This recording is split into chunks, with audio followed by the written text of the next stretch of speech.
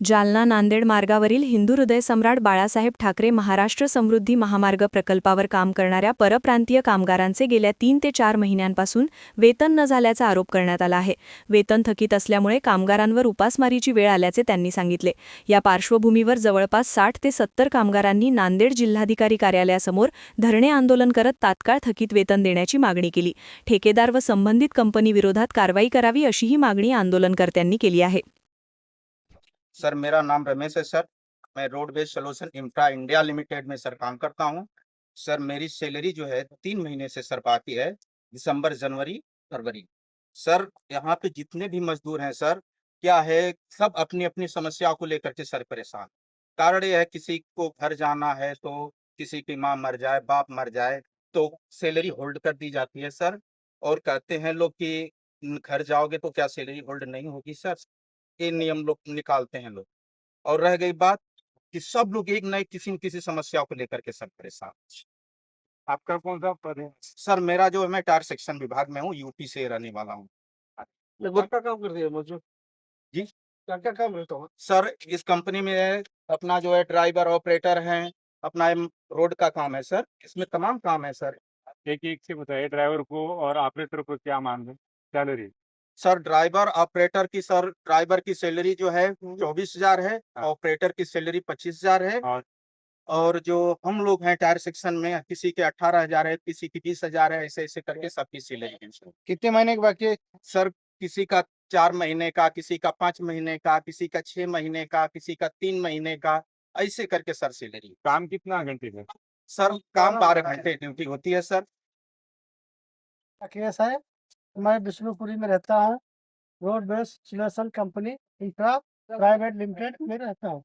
मैं ड्राइवर हूँ। क्या आपने पेमेंट रुके वाली है? आप हाँ। कहाँ से आए वाले हो? अभी मैं समृद्धि में काम करता हूँ। क्या मांग है? कितने दिन की आपने पेमेंट सर, रुकी वाली? मेरी पेमेंट 4 महीने की है, ऐसे 5वां लगने वाला है। कितने लोग हो? ऐसे करके 70-75 लोग हैं। कंपनी क्या बोल रही है? कंपनी बोल रही है आज आ जाए, कल आ जाएगा, 100% है पैसा। ऐसा करके 4 महीना हो गया, अब तक पेमेंट आया ही नहीं। तो आप चढ़े काम बंद है। खाने पीने का आपका खाने पीने का तो खाना देता है, बाकी पानी वानी का सब अपने से ही लाना पड़ता है। रहने का इंतजाम? रहने का तो कंपनी को है। काम चालू आहे।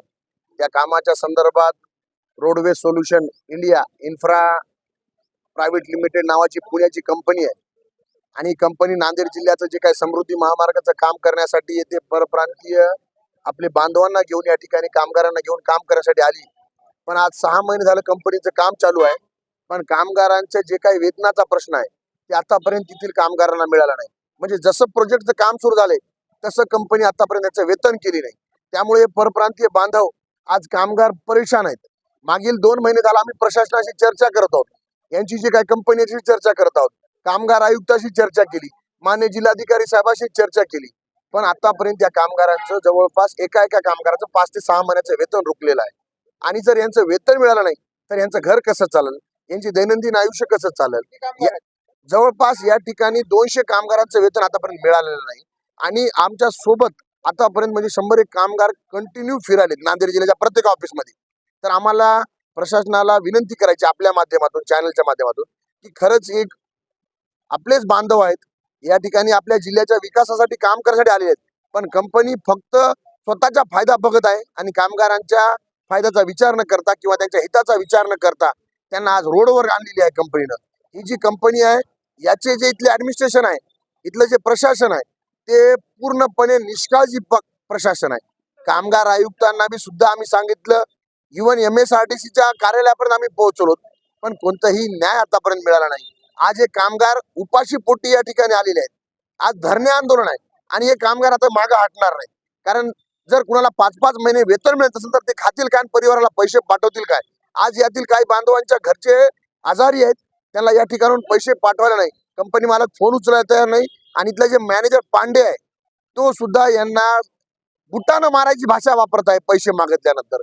तर आम्हाला विनंती करायची जिल्हा प्रशासनाला, बुटानं मारतो म्हणून जर जे कामगारांना वागवत असेल त्या कंपनीला लवकरात लवकर ब्लॅकलिस्ट करावं। कामगारांचा या ठिकाणी जे काय आहे ते सर्वे करून त्यांच्या पैशाचं जे काय नियोजन कंपनी लावावं, यासाठी प्रशासनाने लवकरात लवकर पुढे यावं। आता मागण्या जर पूर्ण नाही झाल्या, असंही आम्ही आता कामगार उपाशीच आहेत. आता उपाशीच्या ठिकाणी बसणं, राहणं, खाणं सगळं आता जिल्हाधिकारी कार्यालयाच्या समोरच राहणार आहे. कारण आता आमच्याकडे दुसरा पर्यायच नाही. कारण आता ह्यांच्याकडे कोणत्याच माध्यमातून हे आता म्हणजे सशक्त राहिले नाहीत. आज यांच्या पाणी बंद झाले, लाईट बंद झाली. आता उद्या राहण्याचं बी व्यवस्था त्यांची त्या मालकाला सांगून किराया लाईट बंद करून टाकले. आता करणार काय आहेत कामगार? प्रांतीय आहेत, इथे हे कुणाकडे जाणार आहेत? आणि आजच्या या महागाईच्या दुनियेमध्ये त्यांना कोण या ठिकाणी सहारा देणार आहे? तरी आम्हाला विनंती करायची आपल्या माध्यमातून की लवकरात लवकर यांच्यासाठी काहीतरी प्रशासनानं ठोस भूमिका घ्यावी. अन्यथा हे कामगार आज लोकशाहीनं आंदोलन करण्यात, उद्या हेच कामगार रस्त्यावर उतरून त्यांचा हक्क मागतात. माता की हम हमारा हक मांगते और हम हमारा हक मांगते. कामगार एकजुटीचा विजय असो. डॉक्टर बाबासाहेब आंबेडकर जिंदाबाद. जिल्हाधिकारी MSRDC जिंदाबाद. जिंदाबाद. जिंदाबाद.